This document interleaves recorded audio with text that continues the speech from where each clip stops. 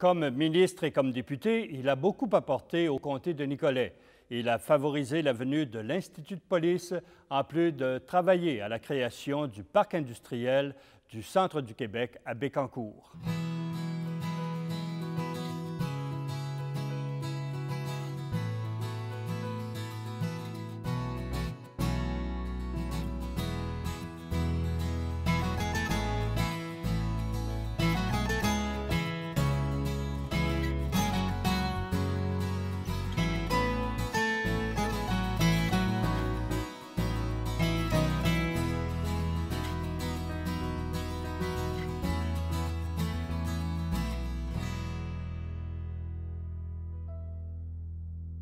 Monsieur Vincent, bonjour. Monsieur Vincent, dans les années 60 et 70, quand vous avez été député, c'était quoi le portrait du comté de Nicolet et le travail du député dans son comté? Et puis, qu'est-ce que les électeurs attendaient de vous? Bien, c'était la même chose dans tous les comtés ruraux du Québec et même de l'Ontario. Parce que quand tu es député d'un comté, d'abord, tu es la personne la plus importante que les électeurs connaissent. Et quand un électeur a un problème particulier, il cherche à trouver la personne la plus importante qu'il connaît qui peut solutionner son problème. Que tu sois évêque d'un diocèse, habitant dans un comté, sois président d'une corporation, sois maire d'une municipalité. Moi, j'avais 39 maires. Les maires n'ont pas d'avocat, n'ont pas de personnel pour leur aider. Ils s'en vont au bureau du député pour se faire expliquer les lois, pour faire des interventions pour telle chose, telle chose, telle chose. C'est pas le maire de Montréal qui va aller rencontrer un député de Sainte-Marie pour lui demander de lui venir en aide. C'est son personnel qui s'occupe de ça. Quand une dame, elle est drôle celle-là, m'écrit, j'étais député à Ottawa, « Bonjour, M. Vincent, confiance à vous. Moi, j'ai des voisins qui passent continuellement sur ma pelouse. Comme vous êtes à même les surplus de guerre, pourriez-vous m'envoyer des carabines pour que je puisse protéger mon terrain? » Puis en bas de sa lettre, elle marque « PS, n'oubliez pas d'envoyer des cartouches. » Bien, il faut répondre à ces gens-là. C'est pas facile de lui répondre. Ou encore, quand un autre t'écrit pour te dire, bien voici, moi j'ai 2 garçons célibataires, ils sont rendus à 28 ans, 29 ans, ils n'ont même pas rencontré encore de bonnes filles dans la région. Est-ce qu'il y aurait possibilité que vous leur envoyiez des noms de bonnes filles pour qu'ils puissent se marier? La maman avait hâte de devenir grand-mère. C'est pas facile de répondre à ces gens-là, mais il faut que tu leur répondes. Quand l'évêque dit, écoute, je pars pour Rome, puis on a oublié de renouveler nos passeports, est-ce qu'il y a possibilité de nous venir en aide? Ah bien oui, faites telle chose, telle chose, telle chose, puis envoyez quelqu'un à Ottawa. Quand tu es député d'un comté, peu importe en ville ou en campagne ou en comté rural, il faut se trouver des personnes ressources dans chacun des services. Des personnes ressources à qui on fait confiance et qui nous font confiance. Tu sais, on ne se trouve pas une personne ressource pour essayer de lui passer un sapin. Il faut être sérieux, par exemple. On ne peut pas arriver et dire à un fonctionnaire, « Voici, moi, c'est ça que je veux, ça je veux, ça je veux. » S'il n'y a pas le droit, il n'y a pas le droit. Si la loi ne le permet pas, il ne le permet pas. Mais il faut que tu trouves un moyen de hâter. Moi, un jour, je rencontre un gros industriel de mon comté. Ben, il dit, je ne comprends pas. Il dit, combien de personnes vous recevez dans une journée? Ben, ça, des fois, 60, 70, 75 personnes. Puis à ce moment-là, on n'avait pas de secrétaire dans le comté. Excepté quand j'étais ministre, on avait une secrétaire, puis un secrétaire dans le comté. Il dit, je ne comprends pas. Il dit que les agriculteurs viennent vous voir pour un crédit agricole de 25 000, de 50 000 pour... Il dit, moi, mon industrie, je vais avoir un prêt de 2 millions, mais j'ai 250 employés qui travaillent là. Ben, je dis, écoutez, j'ai dit, pour le cultivateur en question, là, lui, c'est aussi important 25 000 que 50 000 que 2 millions. Parce que c'est son industrie à lui C'est son travail, c'est sa vie qui est là. Fait qu'il s'adresse aux députés. La même chose pour les maires qui veulent avoir une subvention pour ça. Ils pourraient aller voir un fonctionnaire. Ça ne fonctionne pas. C'est le travail de député, puis il faut que chacun soit sur le même pied d'égalité. Il ne faut pas faire de distinction entre un riche, un pauvre, un assisté social. C'est des votes. Tu sais, comme on dit souvent en politique, n'oubliez jamais que le vote du plus petit citoyen, considéré comme petit, là, qu'il ne l'est pas en réalité au point de vue électoral, c'est le même vote que le maire de Nicolette, que le maire de Drummondville, que l'évêque de Nicolette. C'est un vote.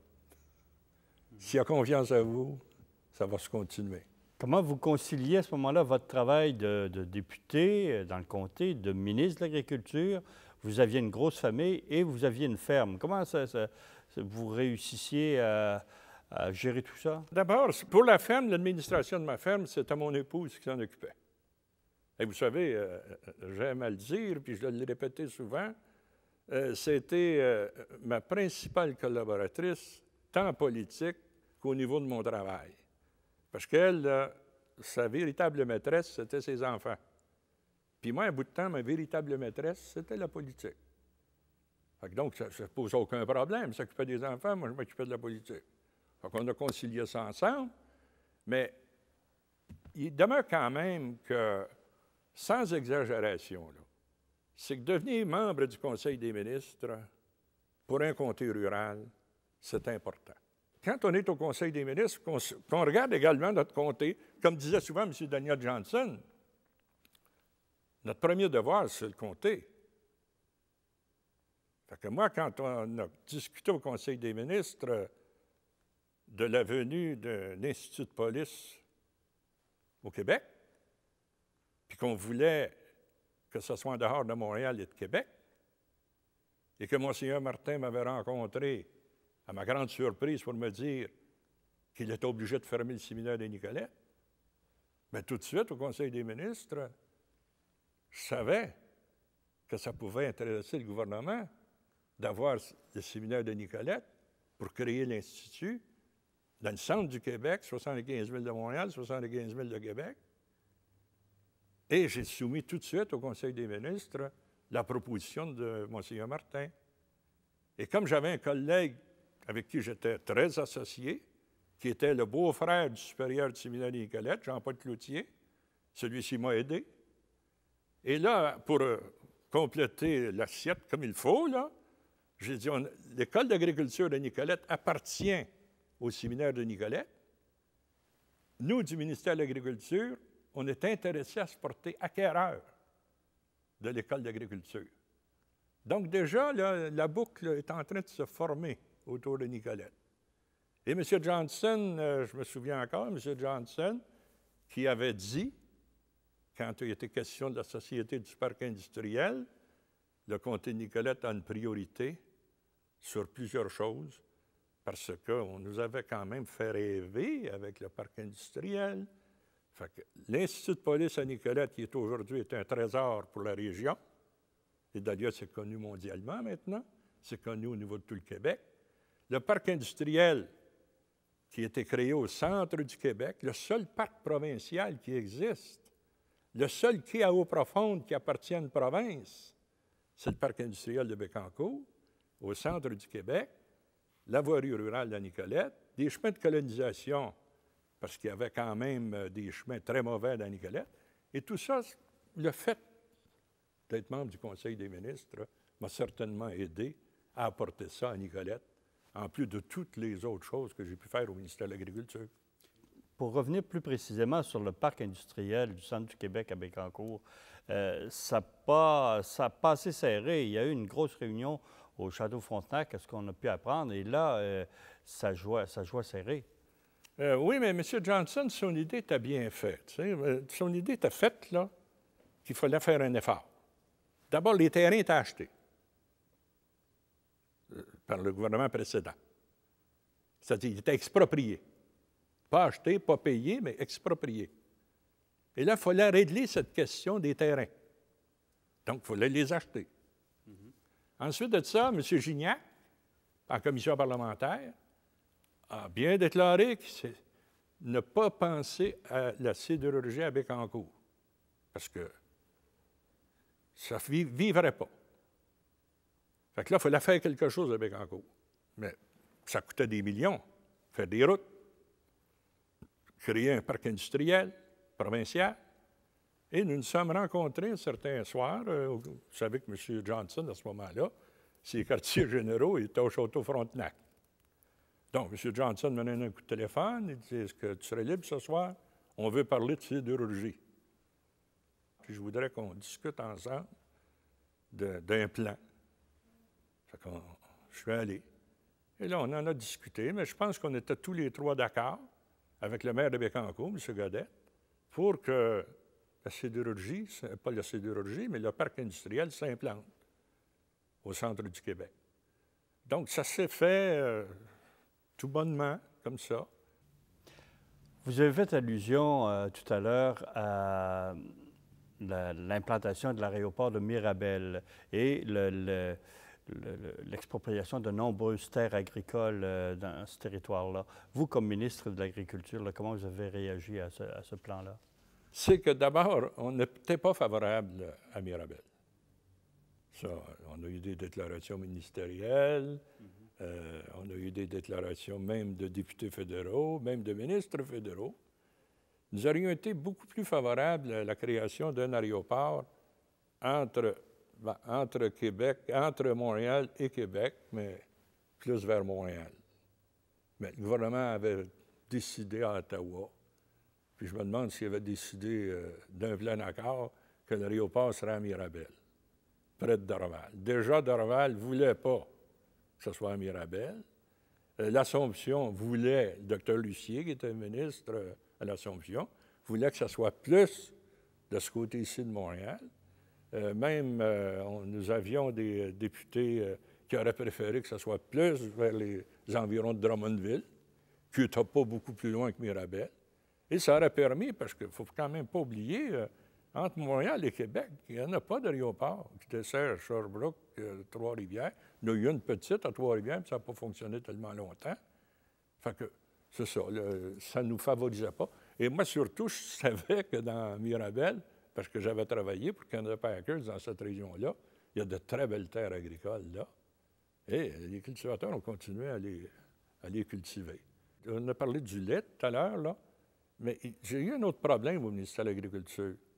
C'est qu'au mois de janvier 1967, je me souviens encore de la date, une véritable bombe atomique a tombé sur le ministère de l'Agriculture. Parce que là, on nous informait que le fédéral, depuis 2 ans, malgré tous les efforts qui avaient pu être faits par le gouvernement précédent, je ne les blâme pas, parce que c'était tout un chantier. Malgré tous les efforts qui ont été faits par les gouvernements précédents, la qualité du lait industriel au Québec ne rencontrait pas les exigences du ministère de la Santé à Ottawa. Qu'on serait obligé, au cours de l'année 67, de fermer à peu près plus que la moitié des fermes au Québec, parce que la qualité du lait industriel laissait beaucoup à désirer. Les entrepôts de lait en poudre, le fromage nous revenait d'Angleterre, mauvaise qualité, le poudre de lait, la même chose. Le lait industriel, aucun problème. Le lait de consommation, aucun problème. Fait que nous sommes allés rencontrer M. Johnson à l'aéroport. Il revenait d'un voyage avec M. Lavigne, mon sous-ministre, puis on lui a expliqué la situation. M. Johnson a dit, est-ce qu'il y a un danger pour la santé publique? Fait que M. Lavigne l'a confirmé, moi aussi, aucun danger. Le lait de consommation humaine, là, le lait de table, là, il n'y a aucun danger. Il accepte les conditions du ministère de la Santé fédérale. C'est l'industriel. Fait que M. Johnson, il dit, préparez-moi un mémoire, présentez ça la semaine prochaine au Conseil des ministres, puis je vous garantis, on va faire quelque chose. Et effectivement, mais c'était 16 millions qu'il fallait aller chercher en l'espace de quelques heures, là, au niveau du gouvernement, pour pouvoir régler cette question-là, parce qu'autrement, ça aurait été un désastre épouvantable au niveau du Québec. La moitié du lait industriel aurait été condamné. Et 67, 69, les premiers prix du fromage produit au Québec, les premiers prix pour la poudre de lait au Québec. Une autre chose aussi au ministère, il était question de faire une faculté de médecine vétérinaire à Québec, à Laval. Il était question d'en faire une à Montréal. Il était question... toutes sortes de questions qui venaient sur le tapis. Fait qu'en 1967, on a réussi là, à faire une conciliation entre toutes ces options-là. J'ai nommé un médecin vétérinaire, un agronome, un sous-ministre associé, pas le supérieur, mais le directeur de l'École de médecine vétérinaire sur un comité spécial. Puis là, ils ont pris le temps, tu sais, de voir sur le plan strictement organisationnel quelle serait la meilleure valeur pour l'École de médecine vétérinaire de devenir faculté. Est-ce que c'est affilié à Laval, affilié à Montréal? Comme c'était à Saint-Hyacinthe que nous avions des millions de dollars d'investis dans nos installations, il fut décidé que ce serait Montréal, mais à certaines conditions. Qu'on conserve la faculté à Saint-Hyacinthe, parce que c'était un grand désir à M. Johnson, c'était pratiquement dans son comté, mais aussi parce qu'il y avait quand même des milliers de dollars d'investis là. On a réussi à Saint-Hyacinthe. On a réussi qu'à l'Université de Montréal, on protège tous nos employés et qu'on protège, et ça, c'était un point majeur, ça, nous avions des médecins vétérinaires qui avaient enseigné depuis le début. Ils étaient tellement imbus à l'organisation de cette école-là qu'ils n'ont pas eu le temps d'aller se perfectionner, aller chercher des doctorats comme d'autres ont pu le faire. Et j'ai des noms en mémoire, je ne les nommerai pas, j'ai des noms en mémoire de ces gens-là qui ont vraiment été les pionniers de la médecine vétérinaire au Québec. Je suis entendu avec le recteur de l'Université de Montréal pour qu'il y ait pas des passe-droits, mais que ça soit considéré. Et tout ça a été accepté. Et l'École de médecine vétérinaire est devenue une faculté de l'Université de Montréal. Aujourd'hui, nous avons la faculté de médecine vétérinaire. À Saint-Hyacinthe. À Saint-Hyacinthe. Étiez-vous un confident de Daniel Johnson? Jusqu'à un certain point, oui. Mais pas... non, je ne dirais pas confident là, pour tous les problèmes, là. Mais jusqu'à un certain point, oui, parce qu'il était certain qu'à tous les soirs, moi, j'étais à mon bureau. Et souvent, il m'a un coup de téléphone. Peut-être pas pour... mais prenons le voyage à Manic. Il revenait quand même de congé de maladie. Nous étions ensemble sur l'avion. Quelques ministres, là, plus M. Johnson. On avait le Beechcraft à ce moment-là. Un avion de 7 passagers, je pense. Fait qu'il m'avait demandé de m'asseoir près de lui. Puis là, il m'a dit, écoute, Clément, il va falloir faire de l'organisation. Je savais que j'étais très fort en organisation. Tu sais, j'organisais facilement. Moi, c'était le téléphone, puis j'avais des organisateurs un peu partout. Je savais que j'étais très fort. Il dit, après les élections, pas après les élections, maintenant que je suis revenu, il dit, il va falloir s'occuper plus d'organisation. J'ai promis aux députés, vous m'avez élu en 1966 comme premier ministre, moi, je vais vous faire élire comme député en 70 ou 71. Fait que là, il va falloir s'occuper d'organisation. Et ça m'était resté dans l'idée, ça. J'ai dit, en aucun temps, M. Johnson, prêt, même à prendre une part plus active dans l'organisation politique, si vous le voulez. Mais là, le lendemain matin, on a soupé ensemble avec M. Lesage, M. Lévesque, notre groupe de ministres, les conseillers. Le lendemain matin, quand on s'est levé pour aller à la messe, on arrêtait prendre M. Johnson à son bunker ou à sa chambre, puis on se rendait à la messe. Mais c'est là qu'on nous a appris, Roger Ouellette est sorti, puis il nous a dit, M. Johnson vient de nous quitter. Fait qu'on ne savait plus quoi faire.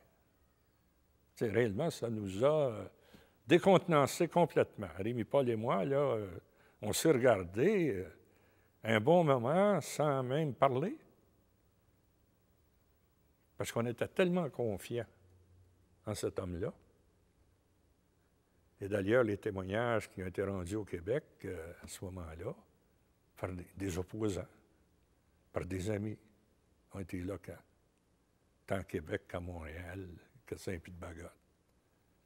où on venait justement de perdre, comme le dit, je pense, M. Lévesque ou M. Parizeau, un vrai chef d'État qui avait fait sa marque lors de l'exposition universelle de 1967 et qui s'était conduit comme un gentilhomme tout le temps. Parce que vous savez que nos amis de l'opposition officielle nous ont fait la vie dure. Nous avions une très petite majorité en Chambre. Un ou deux députés. Et la session a siégé jusqu'au mois d'août 1967. On pensait d'ajourner, nous, pour l'exposition universelle. Mais non. Même si nous avons reçu 75 délégations de différents pays, il fallait que des ministres soient présents à Montréal, à l'Estérel, Québec, ici, pour recevoir tous les soirs. Fait que c'était tout le temps le voyagement Montréal, Québec, puis s'assurer qu'on soit en Chambre le lendemain. C'était le travail de l'opposition, mais quand même, ils ont fait la vie difficile. Est-ce que vous avez eu de la difficulté comme groupe parlementaire à vous remettre du décès de M. Johnson? Oui. Oui, parce qu'on venait de perdre quand même pratiquement un père. C'était notre stratège politique. Et c'est là que ça a commencé un peu mal aller, dans le sens que on était favorable à ce que M. Bertrand prenne la relève, mais s'il y avait une convention d'annoncer, moi, du moins, et plusieurs de mes collègues n'étaient pas favorables à ce que M. Bertrand devienne chef intérimaire. Chef intérimaire, mais jusqu'aux élections.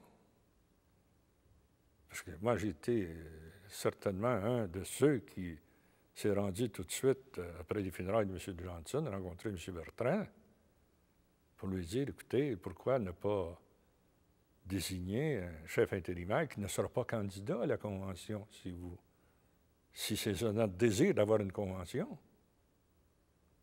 Je vois mal qu'un premier ministre, même intérimaire, et un ministre annonce sa candidature, qu'il arrive des conflits entre l'annonce d'un ministre, l'opposition va demander, est-ce que c'est la politique du gouvernement que tel ministre vient d'annoncer, membre du Conseil des ministres vient d'annoncer? Le premier ministre va être obligé de dire oui ou non. S'il dit non, c'est la guerre entre les deux. S'il dit oui, bien, pourquoi vous ne changez pas ça tout de suite? Vous êtes là. Ça fait que la suggestion que j'avais faite à ce moment-là, moi, puis quelques autres, moi, je disais à M. Bertrand, je vous donne mon appui, mais j'aimerais mieux que vous laissiez le poste d'intérimaire pour vous consacrer exclusivement à la campagne électorale avec vos idées. Puis si un autre ministre, que ce soit moi ou un autre, peu importe là, que ce soit simplement pour faire l'unité du parti, si un autre ministre décide d'être candidat à la Convention, ben, on exige ou on demande qu'il démissionne du poste de ministre pour ne pas venir en conflit avec le gouvernement. Et ça n'a pas été fait. Et vous vous souviendrez, M. Cardinal avait ses idées, puis l'opposition bûchait tout le temps sur le premier ministre. Est-ce que ce sont les idées du gouvernement ou d'un seul homme? Puis pourquoi, si c'était les idées du gouvernement, pourquoi vous ne les acceptez pas? Fait que c'est ça qui a créé le problème. Si on avait une bonne campagne électorale autour d'une convention avec des anciens ministres ou des ministres actuels qui auraient démissionné pour se présenter à la convention, bien, il aurait pu faire valoir plusieurs idées au niveau du Québec, puis ça serait trouvé des appuis qui auraient pu s'unir par la suite. Et là, je pense qu'on aurait eu un peu l'héritage de M. Johnson. Parce que son héritage, c'était ses œuvres. Puis là, c'est ça. Après son décès, là, si on avait pu vendre nos politiques, là, nos réalisations d'abord, puis ensuite nos idées politiques, je pense qu'on n'aurait pas eu de problème en 70. Tandis que là, nous sommes arrivés en 70, un petit peu défraîchis. On avait de la division dans le parti, comme on l'a eu après la mort de M. Duplessis, surtout après la mort de M. Sauvé. après qu'on a eu, après la démission de M. Barrette. D'autres divisions qu'on a eues quand M. Prévost a refusé le poste de chef de l'Union nationale parce qu'il était malade. M. Talbot a démissionné.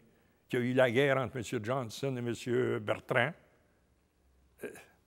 Des divisions, subdivisions, subdivisions. Je vous remercie, M. Vincent. Merci beaucoup, M. Barret.